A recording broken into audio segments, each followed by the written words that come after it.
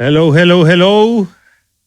Gracias por estar una vez más aquí con nosotros. Tenemos en esta ocasión un invitado que es extranjero, pero ya casi mexicano, ¿no? Tenemos en esta ocasión con nosotros a Jason Picado Gamboa. Si quieres saludar a nuestra audiencia, Jason. Hola, buenos días, tardes, no sé. Lo que sea para el que nos esté por ahí viendo y escuchando, aunque sea una hora ahí en la madrugada, pero el Señor le va a mostrar algo a través de este episodio, ¿no? Johnny, salúdanos. Hola, igual. Buenos días, buenas tardes, buenas noches. Aquí estamos al pie del cañón. Desayunando, comiendo, cenando, pero saludos aquí estamos. Tangamandapio también, que nos están viendo por allá. Muy bien, Jason, vamos ahí adentrándonos en tu vida. Compártenos, Jason. Yo decía ahorita, eres extranjero, ¿no? Platícanos, ¿de dónde eres originario? ¿Dónde naciste, mano? ¿Dónde creciste?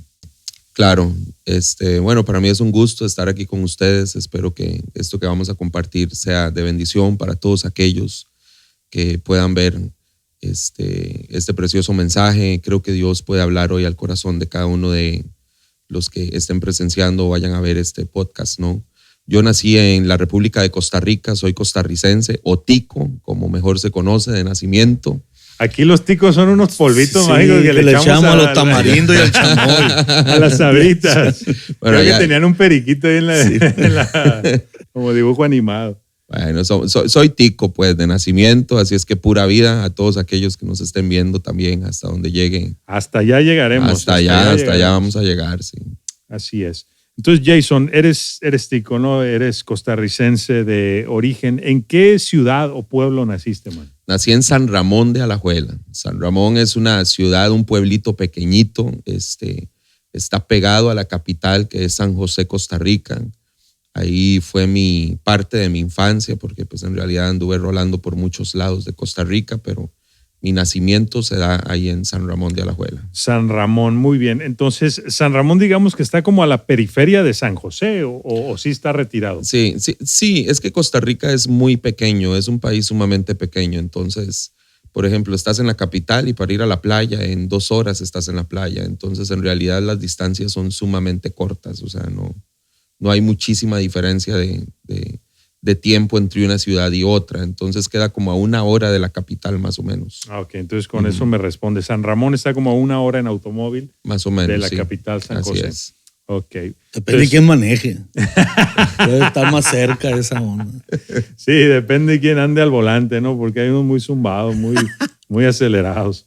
Ok, entonces, Jason, ¿toda tu vida te han llamado así? ¿Nunca tuviste un nickname, un apodo? No. Toda la vida me han dicho Jason o Jay. Jay, ok. Sí. Jay. Muy bien. Entonces, Jason, tú creciste, vamos a decir, o es pregunta, ¿creciste en un ambiente cristiano? ¿Tus padres vamos a decir, desde pequeño te llevaban a la iglesia? ¿Cómo fue esa infancia tuya? Sí, correcto. Yo crezco o nazco, tengo la fortuna de nacer en un hogar cristiano, papá siendo pastor. Desde que yo nací, mi papá se dedicaba al ministerio ya. Entonces, desde nacimiento, yo conozco lo que es la iglesia, yo conozco lo que es estar siempre metido en todas esas actividades. Ok, muy bien. Y aprovechamos para mandar un saludo a tus padres, ¿no? Que recientemente Sí, un conocí. abrazo. Orlando y Evie Grace. Correcto. Grandes seres humanos y grandes siervos de Dios, ¿no? Un saludo para toda su congregación también allá en San Luis Potosí. Sí, muchas gracias. Ok, entonces vas creciendo tú ahí en San Ramón, asistiendo a la congregación, pues me imagino a todos los fines de semana y lo que hay entre medio, ¿no? Porque siempre hay reuniones entre semana, que la velada de oración, que el grupo de jóvenes, que más la femenil, tantas reuniones que por ahí se dan, ¿no? Y como hijo de pastor, pues yo tengo toda la experiencia al respecto, ¿no? Entonces te toca venir a la congre, ayudar a barrer, levantar las sillas, volverlas a poner y todo lo que haga falta, ¿no? Jason, pero tú fuiste creciendo en esa infancia. ¿Cómo dirías o la describirías? ¿Fue una infancia, te considerabas como un niño alegre, dentro de la congregación? ¿Te gustaba convivir con el resto de tus, vamos a decir, amigos de tu edad? ¿Cómo era ese momento de tu vida? Bueno, todo mi testimonio, ya cuando lleguemos al final de todo lo que vamos a estar hablando, sí quiero hacer énfasis en que se desarrolla dentro de un hogar cristiano, ¿sabes? O sea, entonces toda esta historia o lo que vamos a poder alcanzar a contar hoy se desarrolla dentro de ese ambiente. Yo realmente amigos de infancia no tuve, o sea, sí tenía, pero como papá pasaba procesos de restauración de iglesias, entonces mi papá, por ejemplo, lo llamaban de algún lado y le decían a esta iglesia hay que restaurarla, entonces 5 años para allá, 5 años para acá, 5 años, entonces nunca tuve un lugar así a ciencia cierta en donde hacer yo una historia de mi vida, ¿sí? O sea, yo no sé decirte que voy a llamar a mis amigos de la primaria o a mis amigos de la secundaria porque en realidad nunca estuve de planta en un solo lugar, entonces andaba rolando ahí por todo Costa Rica. Ok, muy bien. De alguna manera siento que es como que nunca pudiste llamar a una de esas iglesias tu casa, pues porque te movías de un lado a otro junto con tus padres. Así tal cual como lo estás diciendo. Ok, muy bien. Entonces, Jason, vas creciendo tú en diferentes iglesias, como nos compartes, y llega el día en el que tú vives un evento que ya marca tu vida para siempre, ¿no? Platícanos al respecto. ¿Cómo fue? ¿Cómo lo viviste? ¿En qué tiempo se da? ¿Cuántos años tenías cuando llega este acontecimiento que te marca para siempre? Bueno, es a la edad de los 9 años, pero sí es bueno como que hacer un énfasis en todo lo que se trabaja antes de esos 9 años, ¿no? En donde pues la misma situación, o sea, de estar metido siempre en la iglesia, pues generaba una presión extra, ¿no? A uno como niño. Cuando uno es hijo de un pastor, los padres tienen que tener mucho cuidado con esa parte de cuidar mucho el corazón de sus hijos, ¿no? Entonces, yo crezco, pero crezco siendo un niño sumamente inseguro y rechazado. Si una iniquidad pude reconocer en mi vida fue el rechazo, ¿no? Entonces, estaba siempre completamente aislado. El enemigo creo que es una de las armas, Johnny's, que utiliza. Johnny al cuadrado. Sí, exactamente, que utiliza. Que más bien estamos redondos. Por ahí va. Bueno, pues ya somos 3. Entonces, una de las armas que utiliza mucho el enemigo es el rechazo, porque el rechazo tiene un efecto de aislamiento. Entonces, es como cuando el lobo sale a cazar las ovejitas, ¿sabes? O sea, o las leonas van y cazan, o sea, tienden a aislar a la presa. Entonces, llegué a un punto en mi vida en donde yo estaba completamente aislado. Yo estaba entrenando fútbol, y para mí mi vida se convirtió en el fútbol. Por ahí sucede lo que sucede, soy abusado a la edad de los 9 años, paso por una violación con violencia, valga la redundancia, porque toda violación lleva violencia, ¿no? Pero esta fue con violencia extra. Entonces, a partir de ese punto y a partir de ese momento, ahora sí, mi vida se transforma completamente. Pues fue una transformación, fue un detonante. Estos se llaman detonantes. Ay, hermano, te escucho y me puede, ¿no? Ningún niño, Johnny, debería pasar por algo así en su vida. Ningún niño, ¿no? Y mira, ahorita que lo estás diciendo, yo me imagino que no sé si tú lo pensaste, pues, pero sé que muchas personas lo piensan. ¿Por qué a mí, no? Claro. ¿Por qué me sucedió esto? Y a veces hasta te empiezas a culpar, mano. De situaciones como esas. Incluso hasta llegas a culpar a Dios mismo. Oh, claro. Que lo permitió. ¿Por qué pasó? O sea, ¿dónde estabas tú? Incluso puedes llegas a cuestionar a Dios de lo que sucede y lo puedes culpar. Y eso te amarga todavía más. Es que precisamente ese es el punto. A ver, primero necesitamos entrar en el contexto de un niño de 9 años para poder comprender lo que fue lo que pasó. O sea, una bronca para un chamaco de 9 años es que se le rompió el carrito o se le ponchó el balón. Y esa es una bronca que en su mente él no alcanza a solucionar. Ahora, imagínate en la mente de un niño abusado o de una niña abusada, hablando en general, o sea, lo que es solucionar un abuso de esa índole, o sea, es algo que no puede, o sea, su mente pequeña no puede y no alcanza a procesar ni a entender qué fue lo que sucedió, ¿sabes?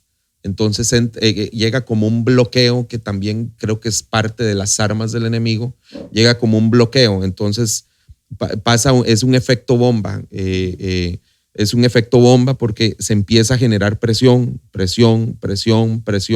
y se convierte en algo hermético. Cuando a mí me pasa eso, a mí me amenazan y me dicen, ok, si usted dice algo, entonces vamos contra su papá y su mamá. Entonces ya se convierte en una situación no solamente de protegerme a mí, sino yo de buscar protegerlos a ellos y no decir nada. O sea, la persona que te hizo esto te amenazó todavía, correcto, esa manera. Claro. Así, ellos trabajan bajo el miedo. Ellos trabajan bajo miedo. Muchas personas que son abusadas, niños, niñas, aún adolescentes y jovencitas, son operadas por medio del temor, pues. Ahora, Jason, ¿todo esto te sucedió dentro del ambiente de una iglesia? Sí, claro. Esta persona que comete ese acto en contra tuya era, vamos a decir, que una de las tantas que asisten fines de semana a iglesias. Sí, correcto. La persona, da pena decir esto al frente de una cámara, ¿no? Pero, pues sí. No sé si decir un cristiano no hace eso, un hijo de Dios más bien no hace eso. Yo creo que era un simpatizante de alguna forma, o una persona que buscaba hacer daño dentro de algún lugar, ¿no? Claro, pero es importante mencionarlo, porque padres de familia nos están escuchando y jóvenes. Es correcto, claro. Y niños nos están escuchando, porque en ocasiones, Johnny, no ponemos atención dónde están nuestros hijos. No ponemos atención quién se sentó a un lado de ellos. No ponemos atención en quién le regaló ese dulce, esa paleta. Y a veces creemos que está dentro de la iglesia, no pasa nada. Pero sí pasa. No, definitivamente. Claro. Ahora, esto sucede porque pues dentro de las iglesias, ahorita no lo alcancé a mencionar bien, pero dentro de las iglesias hay tantos cristianos de apariencia, pues, que van porque, no sé, ya lo tienen como tradición, como costumbre. Son cristinos, no son cristianos. les falta la A de aplicación. Son primos, no son hermanos. Jason, como dices tú, mano, duele decirlo. Pero es una realidad. Y ahorita lo mencionaba, el hecho de que uno llegue a preguntarse o decir, ¿por qué a mí? Sí te sucedió, tú lo preguntaste, o sea, a tu interior, a Dios, ¿por qué a mí? ¿Qué onda con esto, Dios? ¿Por qué permitiste que pasara? No, pues definitivamente. Mire, la primera situación es aislar, ¿ok? El enemigo te aísla, eres una presa fácil.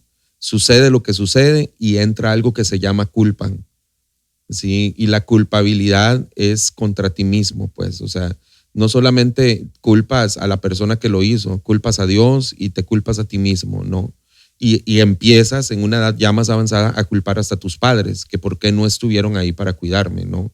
Entonces, al final es como repartir culpas entre todos los puntos que fueron implicados en la situación, ¿no? Entonces, imagínate si lidiar con culpa es complicado, imagínate ahora culpar a todo el círculo que tú amas o que consideras tu casa, tu hogar o tu seguridad.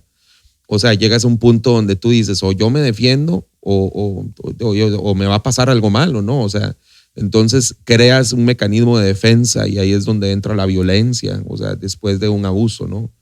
Y que no siempre en todos los casos es así. Hay casos en donde la persona se cohíbe, en donde la persona se esconde. Crea una gran inseguridad. Es correcto, claro, ¿no? Incluso te convierte en agresor. No, claro, ¿no? Por eso les digo que ya pasa esa edad de los 9 años, sucede el abuso y todo esto no lo saben mis padres hasta que yo tengo 18 años, ¿eh? O sea, hasta esa edad ellos se dan cuenta de lo que sucedió. Entonces pasa esto. Entonces, toda esa ira que yo traía reprimida, toda esa parte que les decía de presión que empiezas a guardar, se guarda, pero llega un punto donde explota la bomba, mi hermano. Sí, pensemos en una olla express, ¿no? La olla en la que toda madre, abuela por ahí tiene para hacer los frijoles en casa, ¿no? Imagínate ahorita unos de la olla acá con una panelita. Un charrito. Y unas tortillas ahí recién torteadas. Ay. Bueno, ¿se da ese efecto olla express, Jason? Definitivo. No, la verdad, hijo de la mano. O se me hace bien difícil nada más el asimilar toda esta información. Imagínate, de los 9 a los 18, guardando eso como un secreto. No sé si se lo compartiste a alguien más o simplemente te lo quedaste con él todos esos años. No, nunca. ¿A qué joven le va a gustar llegar y contarle a otro compa? ¿Sabe qué? Pues es que el entrenador aquel, siendo hombre, pues me violó. Pues, o sea, eso es algo que te guardas, o sea, eso es algo que no cuesta mucho, más en una edad de tantísimos cambios como lo es la pubertad y la juventud, ¿no? O sea, lidiar con eso se vuelve algo complicado, ¿no? Inseguridad en todo, en las relaciones personales, me refiero a ese tipo de relaciones. O sea, llevar una relación de noviazgo, pues se convirtió en algo imposible. O sea, se dañan muchísimas cosas, o sea, muchísimas cosas. Sí. Se trastorna todo el orden de una vida. Ese silencio va cambiando tu comportamiento. O sea, ese comportamiento que debería de ser correcto en esa etapa de crecimiento se distorsiona totalmente. Y de manera inconsciente, y eso, abusados papás, porque hay que poner atención al comportamiento de nuestros hijos. Híjole, sí. ¿Qué hay detrás de ciertas actitudes? De esas actitudes, de esa desobediencia, de ese reto a la autoridad, de esa desconfianza, carajo, no quiere salir de su cuarto, ¿por qué? O sea, hay actitudes y en el comportamiento de estos chavos que están pidiendo ayuda. Y como padres de familia necesitamos, pues, identificar. Pues, si alguien que me conoce a mí es mi mamá, pues. Claro. Si alguien que me conoce es mi jefe, ¿no? Entonces, pero qué interesante es poner atención a esos comportamientos para ver de qué forma y de qué manera voy a ayudar. Uno de los problemas más graves, fíjate, ¿cuántos años tienes, Jason? Tengo 40. 40. Hoy, 2023, uno de los problemas más graves que tenemos ahorita es depresión juvenil. Uh-huh. Y encontramos algo que ya estuvo, ya no hay que echar la culpa a la pandemia. O sea, no, es que la pandemia, no, es que por la pandemia y por la pandemia. Pero no, si nos ponemos a escarbar, hay algo detrás de ello que no tiene nada que ver con la pandemia. Que probablemente hoy, al escuchar quizá a algún joven, se va a atrever a platicarlo con papá o con mamá para buscar ayuda y poder evitarnos todos esos comportamientos destructivos. Uh-huh. Sí. Y es lo que buscamos, ¿no? Es parte del propósito que tiene este podcast. Ahorita nos vamos a ir encarrilando en ese sentido, pero seguimos con tu historia, Jason. Te acontece a los 9 años esta terrible situación, ¿no? Y ahí, a lo que yo lo poco que he podido escuchar de tu testimonio, a ti sí se te detona de una manera violenta, en el sentido en el que tú me lo platicaste el otro día echándonos unas gorditas de carne. Buenísimas, por cierto. Unas flautitas de requesón. Bueno, me lo platica Jason y me dice que empezó a confrontarse con su padre de una manera en la que su misma madre le dijo, ¿sabes qué, hijo? Antes de que tú le pongas una mano encima a tu papá, ¿sabes qué? Mejor vete. Platícanos eso, Jason. ¿Cómo se da esa etapa en la que para ti te conviertes en un ser violento ahora y llega el momento en el que tú sales de tu casa? Bueno, para tocar este punto, o sea, lo primero que quiero poner sobre la mesa es que no quiero denigrar el trabajo que hizo mi padre, porque ahora puedo entenderlo de otra forma y de otra manera. Esto sucede con mi padre porque sí sucede, o sea, nuestra relación se degradó, o sea, a un punto de ser intolerables, o sea, al punto de ya él terminar diciéndome, ¿sabes qué? O sea, me vuelves a gritar y yo diciéndole, y tú me vuelves a poner una mano encima y vas a ver cómo te va, ¿no? Entonces llego a este punto porque tenemos que entender algo de lo que tú hablabas. O sea, el hogar es el lugar seguro, ¿sabes? Entonces papá representa esa parte de seguridad. Mi hogar, mi búnker. Correcto, se lo así tal cual, así tal cual. Y me refiero al capítulo que grabamos hace un par de sesiones, ¿no? Sí, correcto. Entonces, esa parte de paternidad, llegó un punto donde yo culpé a papá. Entonces, para mí, papá nunca se convirtió en mi aliado en la adicción, sino se convirtió en un detonante de la adicción y a todo lo que vamos a hablar más adelante después del abuso que yo paso. Entonces, Nunca pude tener una relación abierta con él. ¿Por qué? Porque a veces creemos que el nosotros hacer en la iglesia hace que el hogar se sostenga. O sea, la iglesia no sostiene a nadie. ¿Me explico? O sea, el hacer cosas en la iglesia no sostiene tu hogar, ni sostiene tus hijos. Lo que sostiene tus hijos es tu trabajo dentro del hogar, ¿sabes?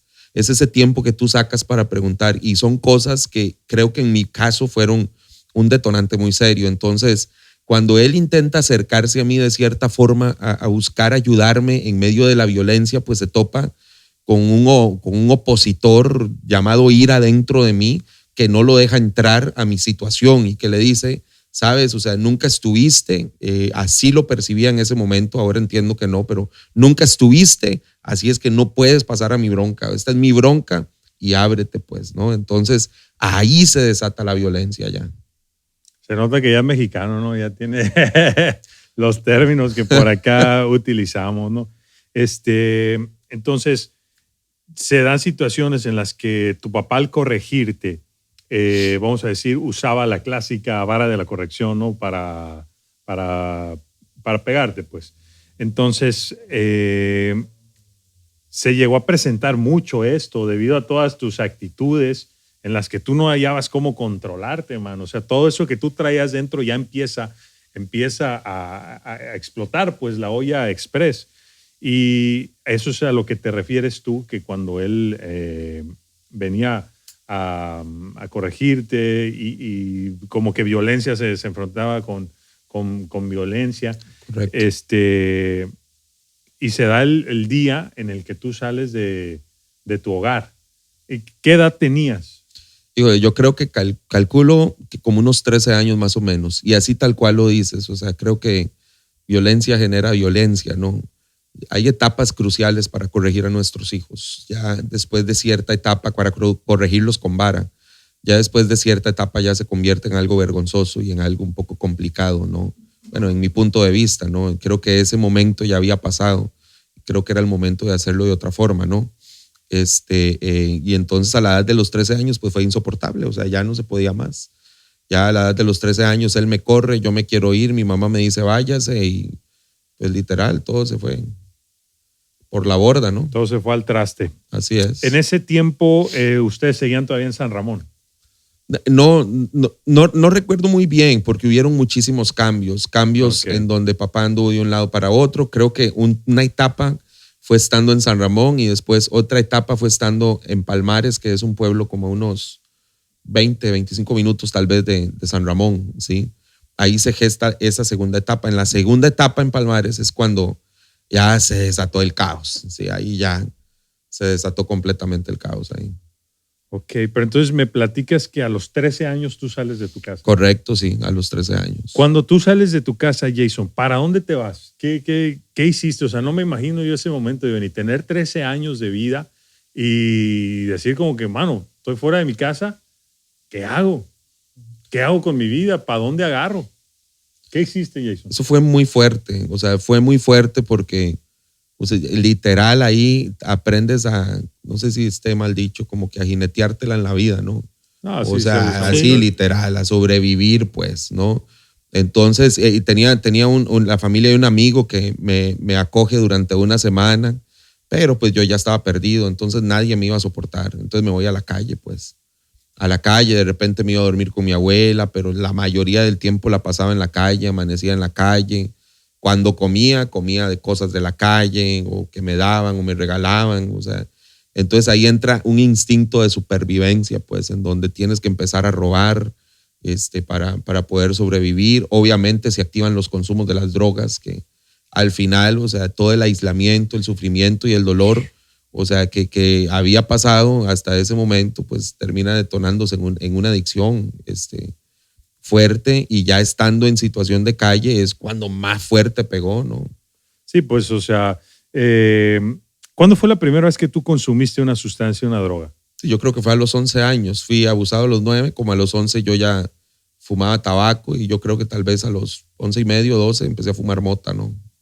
Marihuana. Ok, muy bien. Y cuando ya te vas completamente a la calle, pues imagínate, Johnny, sin ninguna figura paterna, materna, sin ninguna figura de autoridad, pues como dice Jason, estaba nomás sobreviviendo, ¿no? Viendo qué caía.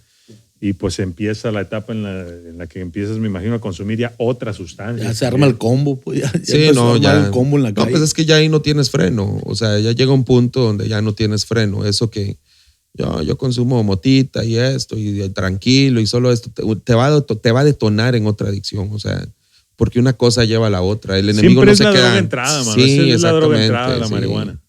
Sí, correcto. No, y ahí se destrampó el caballo, pues. Y empezaste a consumir otras sustancias. Sí, claro que sí. Creo que la sustancia más fuerte fue el crack, que el crack es la droga del susto, ¿no? Entonces, y es una droga que causa muchísima desesperación, o sea, te hace entrar en un estado, no sé, como de ansiedad tan severo que quieres más y quieres más y quieres más y quieres más. No te sacias, nunca. Es una sed insaciable, ¿no? Entonces, esa es la droga del ladrón, porque esa droga literalmente te lleva a tumbar lo que se te ponga enfrente, pues, ¿no? Entonces te conviertes en una rata, pues, ¿no? Te conviertes en una rata y pues ahí fue peor la situación, ¿no? Qué duro, mano. O sea, 13 años y me imagino tú dormías por ahí en banquetas, cualquier lugar donde podías refugiarte. Donde cayera. Donde no tuvieras frío. Bueno, Costa Rica igual no es un país tan frío, ¿no? Sí, pero eso de dormir a la intemperie tampoco es muy agradable. ¿Qué utilizabas? ¿Te aventabas en cartones? ¿Cómo le hacías para dormir, mano? ¿Y ahí sí encontraste amigos ahí? Claro, en la adicción tienes muchos camaradas, o sea, al final estás en adicción y sí estás en condición de calle, pero pues también tienes tu banda, ¿no? Que de cierta forma te respalda, por así decirlo, o eso es lo que llegas a pensar, ¿no? Pero de ahí se duerme donde sea, en los parquecitos, ahí debajo de los techos, o cuando está lloviendo mucho, pues un techo que esté bien cubierto, ahí vas y te clavas, ¿no? Pero como ya te ven en condición, en Costa Rica la adicción es algo muy fuerte, en condición de calle todo el mundo te corre, ¿no? Porque pues normalmente esos son los que más roban y asaltan. Entonces ya la gente están ciscados, pues. Sí, claro. Muy bien. ¿Y cuántos años de tu vida se te van, Jason, en esa situación? Fueron aproximadamente de los 11 como a los 18, 19, por ahí más o menos. Consumiendo sustancias. Consumiendo sustancias. Pero viviendo en calle.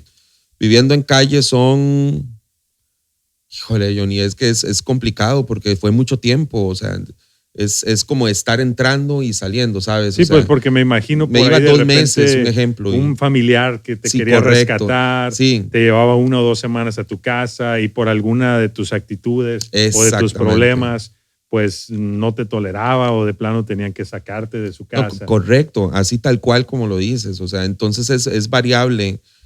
No puedo decir que mi familia no lo intentó, o sea, y de cierta forma sí lo llegó a intentar, pero pues es que era incontrolable, ingobernable la situación. Entonces tal vez podía estar 4 meses en calle y ya después me iba para la casa de algún tío y me quedaba ahí, o a la casa de mi abuela, o a la casa de mi otra abuela, o a la casa de algún otro tío, o de algún compa que me invitaba. Entonces literal es estar sin hogar, o sea, porque no tienes un lugar a donde llegar, ¿no? Todo cambia muy rápido. En la calle todas las cosas cambian muy rápido. Hoy puedes tener un lugar donde dormir, hoy puedes tener una hamburguesa en la mano y puede que los otros 3 días no tengan nada para comer, brother, ¿sí? O simple y sencillamente estés buscando a ver cómo consumes, ¿no? Entonces es una vida muy volátil, pues todo cambia de la noche a la mañana muy fácil, ¿no? Qué canijo, mano. Qué canijo. Jason, vamos avanzando ahí en esos años de tu vida. Yo recuerdo que también me platicaste una escena que para mí fue también bastante gráfica, en la que tú, ya no me acuerdo qué edad dijiste que tenías, pero en la que tú ya por tu misma situación, por todo lo que cargabas, mano, ya estabas pensando en suicidarte. Me platicaste que por ahí hasta tenías no sé, unas cuerdas colgadas en una viga de madera. Platícanos esa escena, ese momento, platícanos. Vaya, para ese entonces yo ya estaba más grande. Yo estaba cansado de la adicción. Yo tenía un trabajo. Oigan nada más lo que les voy a contar.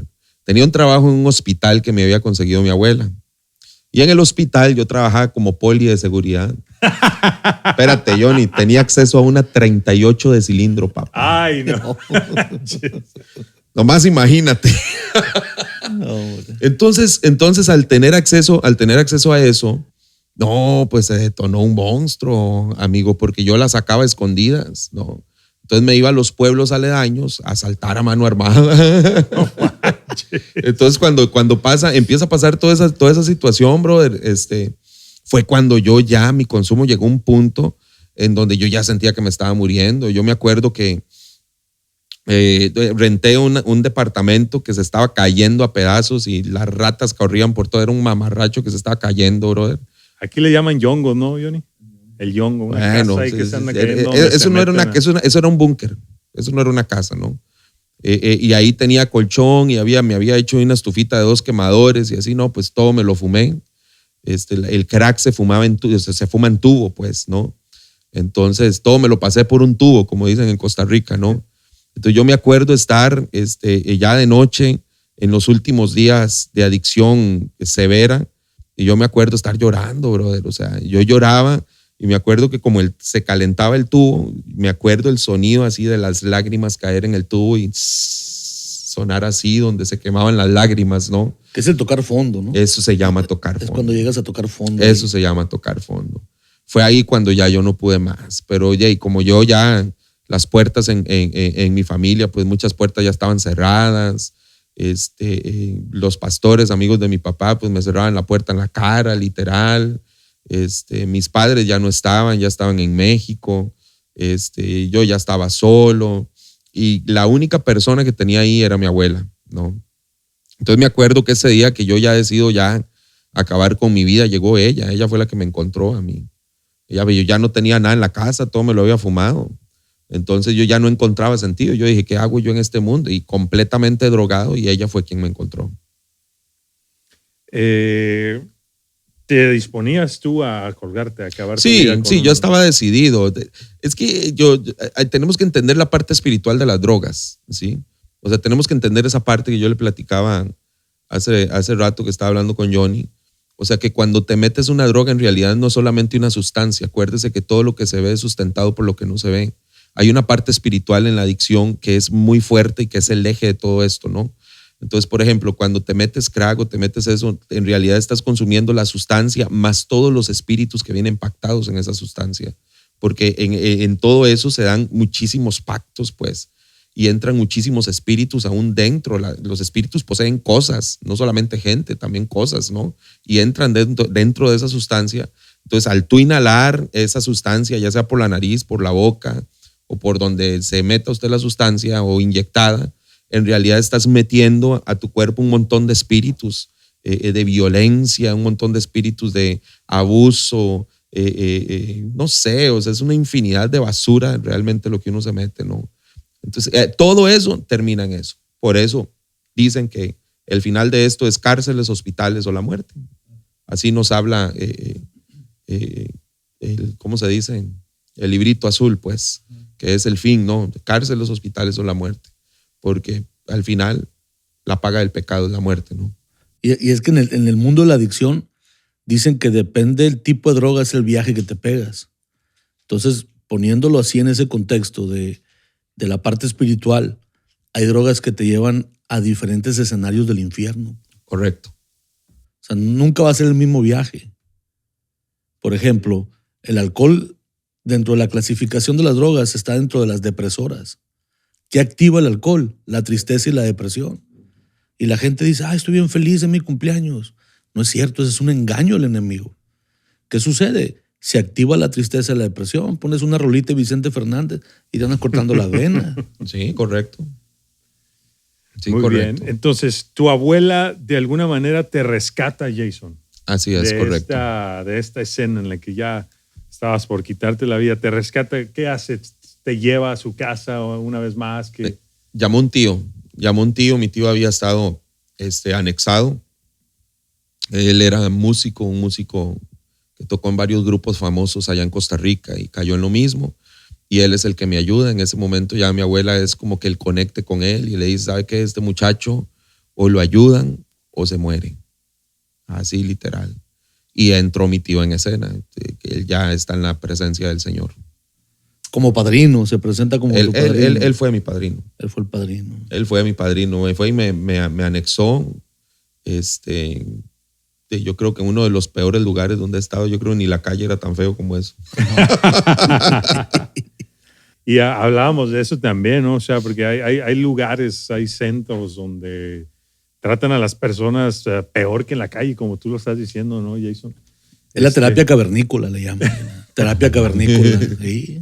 Por eso la importancia, ¿no? de ver y saber a dónde vas a anexar a aquella persona que esté atravesando esa situación. Y ahí ya voy a empezar a mencionarlo, ¿no? Él sirvió de padrino para ti porque ya había pasado por esa situación, ¿no? Ahora, ustedes dos hoy en día son preventólogos, tienen toda esta área de acción, ¿no? Para estas personas que están batallando con adicciones, y ustedes orientan a las personas en ese sentido, a qué lugar llevar a alguien atravesando una situación como esta para que su situación no empeore, hermano, porque seguro que puede pasar. Claro. Seguro que puede pasar. Y ahí tener el conocimiento uno también, porque si tú das el consejo o te piden el consejo y lo recomiendas a un lugar y en ese lugar lo tratan mal, lo culpan a uno, mano. O sea, antes yo me metía en problemas por eso. Oye, Johnny, ¿cómo puedo llevar a mi tío, a mi hijo, a mi esposo? ¿A dónde lo llevo? Pues llévalo aquí. Y a los días me hablaba, oye, fui a visitarlo y está todo golpeado. Y tú fuiste. Entonces, qué importante es conocer los lugares que tenemos. ¿A dónde los vamos a llevar? ¿Cuál es el tratamiento que se les da? Yo, ahorita platicando con Jason, coincido en el hecho de que hay diferentes tipos de ayudas. Hablamos de AA, hablamos de NA, hablamos de lo que le llaman ayuda mutua, atención ambulatoria. Funcionan, pero tienen un tope. O sea, después de eso ya no te pueden ayudar. ¿Cuál es el tope?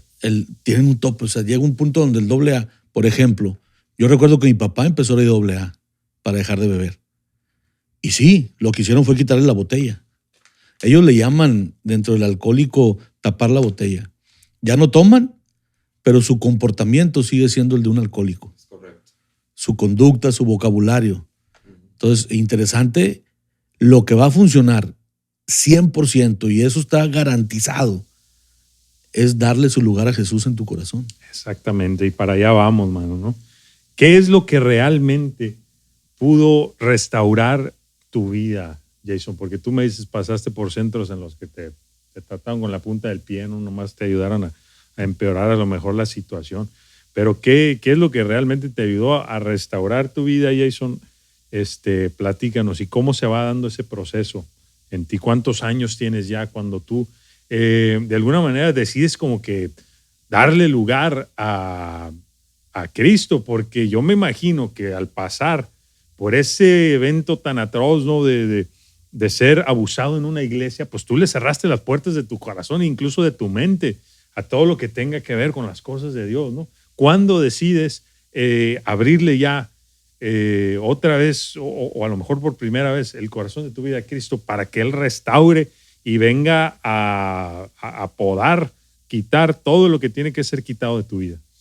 Fíjate que esa pregunta está muy interesante. Bueno, mi restauración se dio en dos partes. Número uno, la primera parte no funcionó muy bien, precisamente por lo que dices tú, Johnny. Jesús no era el centro. Entonces, de cierta forma, yo quería dejar esa vida, pero no quería que la base de mi recuperación fuera Jesús, ¿no? Esa primera parte no funciona. Entonces, tal vez en cuestión de tiempos es un poco complicado dar todo el contexto, ¿no? Pero viene la segunda etapa de rehabilitación, en donde es ahí donde yo ya abro mi corazón, es ahí donde yo ya entiendo que necesito perdonar, que necesito soltar y que necesito poner a Jesús como el centro de mi restauración. ¿Ok? Que yo no, es que, como decías tú, o sea, llegas a un punto en donde simple y sencillamente no consumes, pero sigues siendo adicto, porque tu conducta adictiva no cambia. El corazón, o sea, tu estructura mental y todo eso, solamente Cristo puede derribarla, solamente Jesús puede traer una transformación en todo lo que tú eres de adentro hacia afuera, pues. ¿Sí me explico? A veces es interesante que estamos más preocupados porque deje de consumir que por encontrar realmente cuál fue el detonante. Pues el consumo es como el estornudo de la gripa o de la influenza, es simplemente un síntoma de una infección interna en el corazón y en el alma que necesita ser tratada. Y ahí no puede llegar nadie más que Jesucristo, o sea, que es el único que puede y que conoce tu corazón. Entonces, cuando yo decido meter a Cristo en medio del proceso y decirle, ¿sabes qué? Ahora eres tú, pasaron cosas impresionantes. En ese proceso es cuando yo conozco a un padre. Vamos a ponerle por nombre Oscar a este padre. Sin miedo, ¿no? Sí. Vamos a decirle Oscar, ok. Vamos a decirle Oscar. La verdad le voy a poner Oscar porque no me acuerdo del nombre. Entonces, entra este padre en escena. Él era un padre de una iglesia católica. A mí me habían profetizado mucho acerca de servir a Dios, de ser pastor, de muchísimas cosas que yo ya no creía, ¿no? Entonces, cuando yo estoy ya en el segundo internado, que es Hogares Crea Internacional, un gran centro de restauración, yo no quería ir a una iglesia cristiana y empiezo a pasar a la iglesia católica. Entonces yo me sentaba en la banca a orar y a llorar. Yo le decía a Dios, ayúdame. Ahí ya yo empezaba a entablar una relación con Dios y este padre fue el que empezó a ministrarme. Entonces el padre un día llegó y oró por mí. Me dice, por ti yo no voy a rezar, yo voy a orar. Y tenía como que una noción muy diferente a todos los demás padres que yo había conocido. Y él empezó a ministrar mi parte espiritual, ¿no? Y que hay unas palabras que tú me platicaste que él te dijo. Eso que decías tú ahorita, te habían ya profetizado antes en otros lugares, cosas que tú ya ni creías, ¿no? Pero él te dice algo ahí también que es muy importante. Sí, él me dijo, tú tienes un llamado, Dios a ti te ha llamado. Yo también tenía un llamado. Me dice, pero me metí aquí. Si tú quieres desarrollar ese llamado que Dios te dio, ve y busca una iglesia. Porque solamente ahí tú tienes que ser pastor, solamente ahí lo vas a poder encontrar. Entonces yo caigo dentro de la iglesia católica, pero este padre me atiende durante un tiempo y me retacha a la iglesia cristiana. Y me dice, no, o sea, el propósito tuyo no es aquí. En otras palabras, o sea, yo podía entender como que me decía, yo estoy encerrado en esto, ¿sabes? O sea, yo tenía pasión porque era apasionado. Yo tenía pasión, yo tenía un propósito, pero no supe por dónde, ¿no?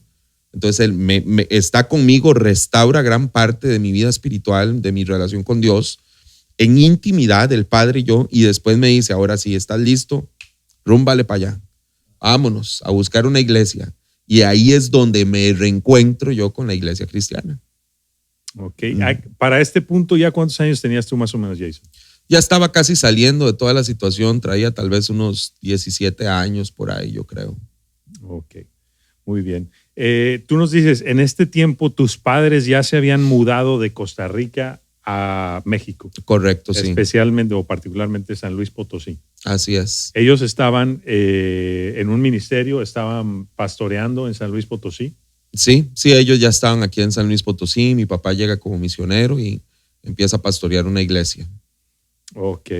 Entonces empiezas a restaurar tu vida, tú decides que solamente a través de Cristo, te das cuenta, pues, solamente a través de Él puedes completamente ser transformado, cambiado, ¿no? Y se da el salto, vamos a decir, ese brinco, que tú te vienes también de Costa Rica a México. Sí, correcto. Ya yo estaba en otro rollo, pues ya mi vida había sufrido un cambio. Entonces mi mamá, que siempre fue o ha sido como que el ángel que Dios ha puesto ahí, si alguien no se rindió en mi vida, siempre fue mi madre, ¿no? Todos los demás se dieron por vencidos, ¿no? Ella nunca. Entonces llega un punto donde mi madre habla con mi papá y le dice, pues de ahí él está listo ya, o sea, él está listo. Y yo estaba dispuesto a regresar. Yo había aprendido y entendido muchas cosas. Estaba dispuesto a perdonar, estaba dispuesto a cambiar, estaba dispuesto a muchísimas situaciones, ¿no? Entonces me vengo para México, ¿sí? Llego aquí a México y empezamos una buena relación y de repente se vino la noche, papá, una recaída. Tengo una recaída, y entonces, gracias a Dios, una recaída de la cual logro levantarme rápidamente, pero se me viene mucho a la memoria ahorita el verso que estábamos platicando, el que esté firme, cuide que no caiga, ¿no?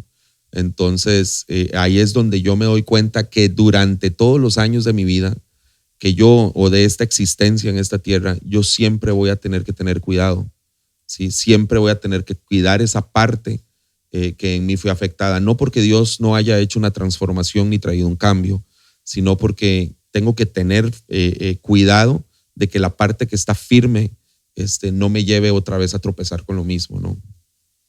Ok. Y bueno, también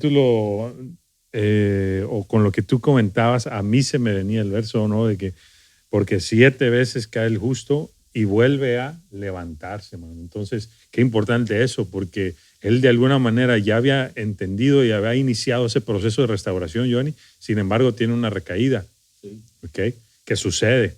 Bien. Claro. Sin embargo, de esa recaída te levantaste, man. El punto es que no te quedes en el piso. Esta vida es de los que siempre intentan seguir adelante. No te puedes rendir. Si algo yo llegué a tener y a desarrollar fue un impulso a nunca darme por vencido. Yo nunca me doy por vencido con nada, pues yo soy aferrado. O sea, yo me aferro y me aferro y me aferro y me aferro hasta que las cosas salgan, ¿no? Entonces, este consejo es algo vital. O sea, si tú nos estás viendo y tal vez has pasado por un proceso de recaída, levántate, pues, o sea, levántate. Dios te va a volver a ayudar. O sea, no todo está perdido. El hecho de que hayas perdido una pequeña batalla no quiere decir que ya toda la guerra se perdió, pues. O sea, muchos grandes ejércitos perdieron batallas, pero la guerra está ganada y es tiempo de que tú te levantes nuevamente, pues, de ahí del piso, ¿no? Y que Dios vuelva a hacer y Él está dispuesto a volverlo a hacer. Entonces, esa parte creo que es vital que nosotros la entendamos, ¿no? Muy bien, Jason. Entonces, te levantas de esa recaída, sigues adelante. ¿Y qué es lo siguiente para tu vida? Tú decides empezar a servir a Dios ahí junto con tus padres. ¿Cómo fue eso? No, lo que sigue es que me caso. Vámonos. Me enamoro. Otra sustancia. Sí, papá. No, me caso, pero de ahí, o sea, yo, a pesar de que había pasado por un proceso, o sea, ahora sale una parte de mí sumamente afectada, pues, en mi matrimonio.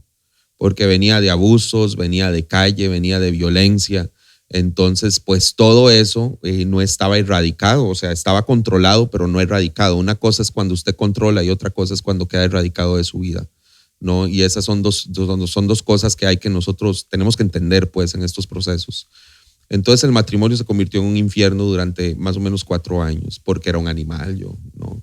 Yo todavía ahí no servía a Dios, yo no quería saber nada de llamado. Si algo no quería yo en la vida era ser pastor, yo le decía, vea, Señor, lo que fuera, o sea, lo que usted quiera ponerme a hacer, es más, yo limpio, pero nunca me pongas a ser pastor. Y pues bueno, para que vean, ya Mira, conocemos el final. Algo que también se me venía cuando platicabas todo esto, ¿no?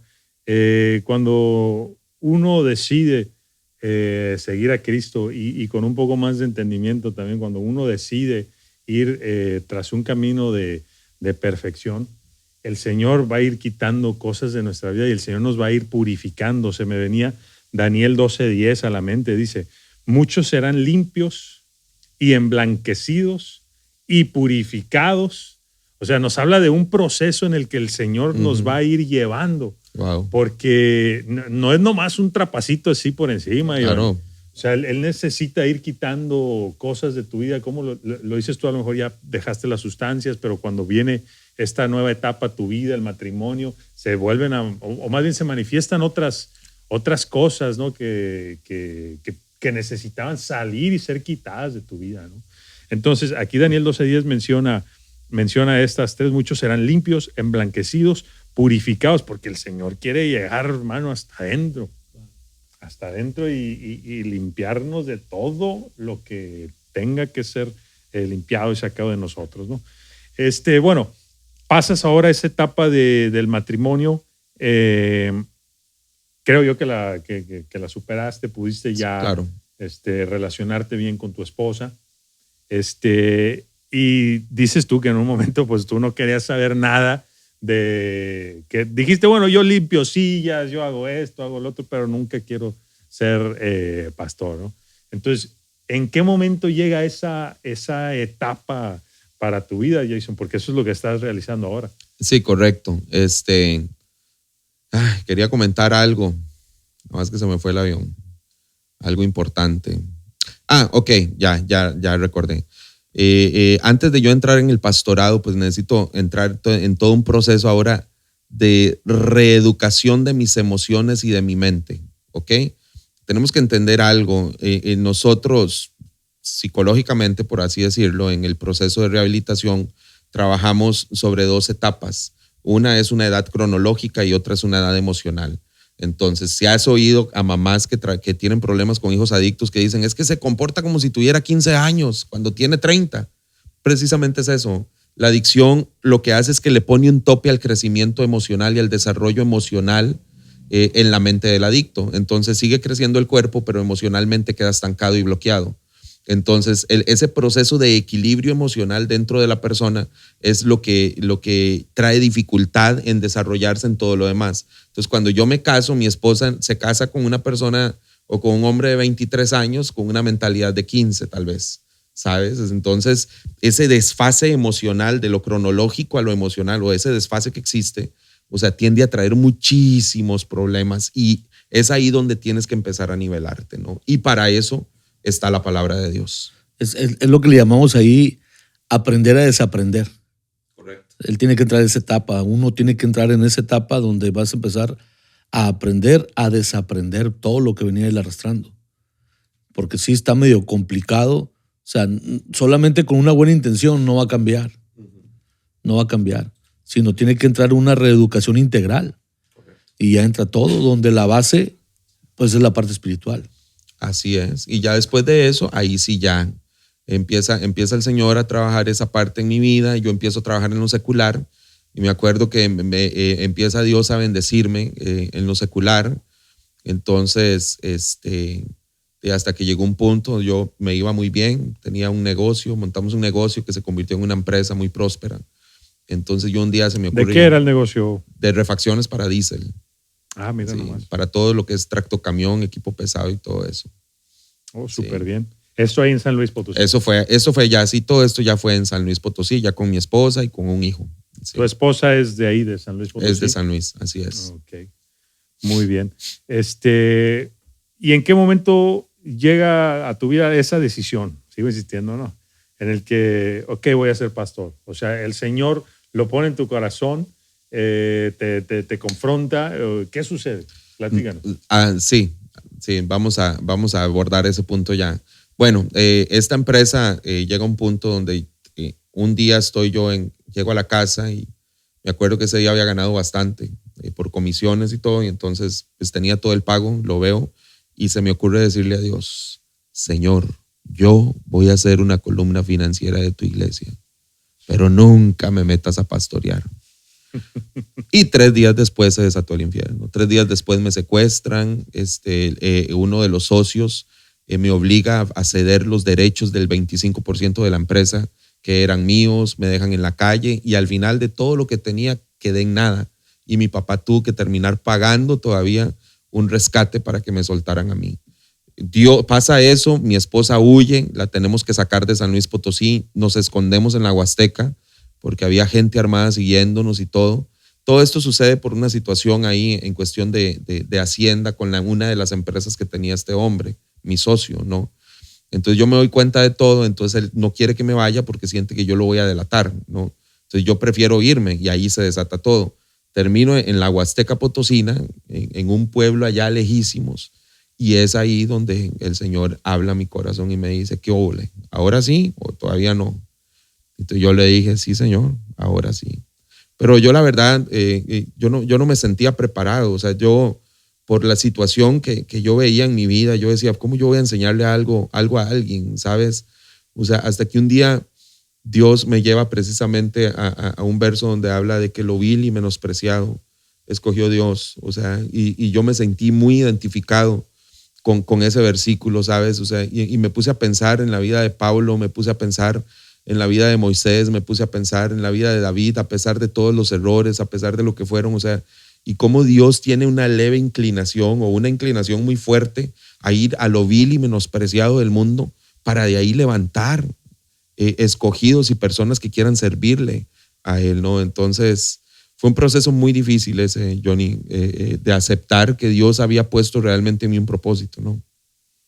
Y nos vamos a ir dirigiendo a ese propósito, ¿no? Porque ya vamos con el cierre. Toda esta historia, todo este testimonio tuyo, Jason, el hecho de que tú hayas sido abusado y que hoy lo puedas platicar abiertamente, cientos, miles de personas lo van a escuchar, y tiene un propósito. ¿Qué propósito tiene? Si tú atravesaste una situación como esta, no te quedes ahí, mano. O sea, Jason, ¿cuántos años te guardaste tú eso? Y escuchen nomás, ¿no? Todo lo que ocasionó para tu vida. Toda persona que haya atravesado una situación como esta, esa situación se tiene que confrontar. Tú necesitas abrirte con alguien que pueda ayudarte, especialmente con alguien que te pueda dirigir a través de la palabra de Dios. Correcto, definitivamente. Callar esto es como tapar una herida que con el tiempo y con los años se va a infectar. Este tipo de cosas no se pueden tapar porque generan una infección. Lo que empieza como una herida y una marca en el corazón termina infectando todo tu ser y tu espíritu y tu alma y tu mente y tu cuerpo y pasando a controlar y dominar completamente tu existencia en esta tierra. Todo lo haces con dolor, todo lo haces con vacío, todo lo haces con rechazo porque dejaste que esa herida se infectara dentro de ti, pues. Entonces es algo que tienes que hablar. Si estás pasando por una situación como esta, busca ayuda. O sea, no te quedes callado. Lo peor que puedes hacer es callar. ¿Sí? Dice la palabra que cuando uno confiesa, uno alcanza misericordia. Y eso lo aplico no solamente a pecado, lo aplico también a cosas que nos puedan pasar y que hayan lastimado nuestro corazón. Es bueno que tú vayas y la abras con tu pastor, con tu padre, con tu madre, con tu líder, con quien sientas más confianza y decirle, sabes, pasé por esto y me siento así, ¿no? Así es. Y fíjate, qué dura la vida que le tocó a Jason. El abuso que le lleva al consumo de sustancias, como dices tú, el consumo de sustancias es el estornudo de la causa más grande, ¿no? Que fue aquel abuso en tu vida, ¿no? Pero cuánta gente, Johnny, no hay sociedad en nuestro mundo que no esté infectada por el abuso de sustancias. ¿Qué le podrías decir tú, Jason, a una persona que está batallando con el abuso de sustancias? ¿Qué le dirías tú a ese primerizo que a lo mejor no ha ni reconocido su problema? Bueno, número uno, sí tiene que reconocerlo. O sea, yo creo firmemente que el camino al cambio y a la transformación es una aceptación del problema. O sea, si yo llevo a una persona a decirle a fuerzas tienes que aceptar que tienes un problema, a fuerzas ni los zapatos, ¿no? Desgraciadamente se nos ha enseñado tan mal. Por ejemplo, se nos ha enseñado desde niños, nadie escarmienta por cabeza ajena. Esa es una mentira del diablo. O sea, es una mentira. ¿Por qué? Porque nos han hecho creer eso. Si yo te estoy diciendo que por el camino que tú vas hay un hoyo donde te vas a ir, ¿por qué por cabeza tuya vas a ir y te vas a ir en el hoyo donde te estoy diciendo que te vas a ir? No sé si me estoy explicando. Entonces, es sabiduría de este mundo que han metido en nuestra mente y que nos hace caer en los errores que todo el mundo ha caído, ¿no? Entonces, si tienes un problema de adicción, lo primero que tienes que hacer es reconocerlo. No existe una adicción pequeña, no existe una adicción pequeña. Es un problema crónico y progresivo. Va a progresar, te lo prometo que va a progresar. Y si puedes detenerla ya, es tiempo de que lo hagas. Busca ayuda, o sea, pueden ayudarte y sí se puede salir. Yo soy un testimonio de que un adicto puede dejar las drogas, de que Dios puede hacer algo con la vida de una persona que estuvo en ese mundo. Yo creo que soy un testimonio de eso y nada, o sea, solamente busca en tu corazón humildad y acepta tu problema y yo sé que Dios te va a ayudar. Hablemos de tu situación actual, Jason. Hoy en día estás ya sirviéndole al Señor. Platícanos cómo es tu relación ahora con tu padre. Háblanos de eso. Mi papá es mi mejor amigo hoy en día. Sí, mi papá, Dios hizo una transformación en nuestra relación. Hoy soy pastor en una iglesia llamada Camino al Cielo, en San Luis Potosí. en donde trabajo con muchas personas con problemas de adicción, de depresión, de ansiedad y todo este tipo de cosas. Ahí sirvo a Dios junto con mi padre. Yo siempre le digo que yo soy su servidor, que el siervo es él, y yo le digo, yo soy tu servidor. Sirvo a Dios, soy pastor, pero yo siempre me veo como su servidor, y para mí es un orgullo servir al lado de mi papá, ¿no? Dios hizo cosas maravillosas, porque eso es lo que Dios hace en medio del caos, ¿sabes? En medio del caos Dios agarra y ordena todo. En medio de por lo que nadie da nada, Dios crea y forma una obra de arte, ¿no? Y yo creo que hoy en día nosotros somos una obra de arte, yo y mi familia, ¿no? Entonces, ahí estoy trabajando como pastor, tengo una hermosa familia, mi esposa que amo, un hijo de 15 años, uno de 9, que ya los estoy entrenando en la palabra, ya están meditando conmigo, ya los estoy enseñando. Y de verdad Dios ha hecho cosas maravillosas, Johnny al cuadrado. Ahí quiero comentar algo. En un día en un anexo, donde constantemente vamos y compartimos, y de repente vi, hey, ese se acaba de ir y ya regresó. Oye, este se acaba de ir y ya regresó. Y preguntándole a Dios, ¿por qué si estamos buscando, orando por ellos, enseñándoles a través de la palabra, para que ellos puedan ser restaurados en su problema de adicción? Dios nos enseñaba que el conflicto más grande que había en ellos en ese momento es que no aceptaban a Dios como Padre. Uno de los nombres de Dios es Padre Eterno. Y Dios nos enseñaba, mientras ellos no corrijan, o mientras ellos no perdonen, mientras ellos no pidan perdón al papá que tienen en la tierra, difícilmente van a tener acceso con el papá que está en el cielo. Eso es muy fuerte. Y tuvimos que enseñar esa parte. El problema de la adicción se soluciona ahí, en la Escritura. No se soluciona con 6 meses de encerrado o con 2 años de estar encerrado. Ya vosotros estáis limpios por la palabra que os he hablado, dijo Jesús en Juan capítulo 15. Esa es lo que esas personas necesitan escuchar. Pero necesitamos que más personas en las iglesias se puedan levantar y se puedan preparar en esta área para poder ir y ayudarlos. ¿Qué estamos viendo? La punta del iceberg. Ahorita Jason hablaba del tabaco, el alcohol, marihuana, crack. En la actualidad, nuestros hijos, nuestros jóvenes están siendo bombardeados por más sustancias. Ahorita ya el problema gravísimo que tenemos es el cristal, el problema gravísimo es el fentanilo. Traemos un problema muy grave con una droga que se llama molécula de Dios. Fíjate el nombre que le están poniendo, mano. Todo lo que están utilizando, y es a base de LSD, alucinógenos. Entonces, qué importante es, como padres de familia, estar al pendiente de nuestros hijos, mano. Y ver todo lo que Dios está y va a hacer en ellos. No poner atención en lo que está sucediendo en el momento, en esa rebeldía, en ese grito, en ese pleito. A ver, espérense. Dios ha prometido, Dios ha dicho algo, hay que trabajar en esa parte. ¿Qué necesitamos hoy? Restaurarnos como familia.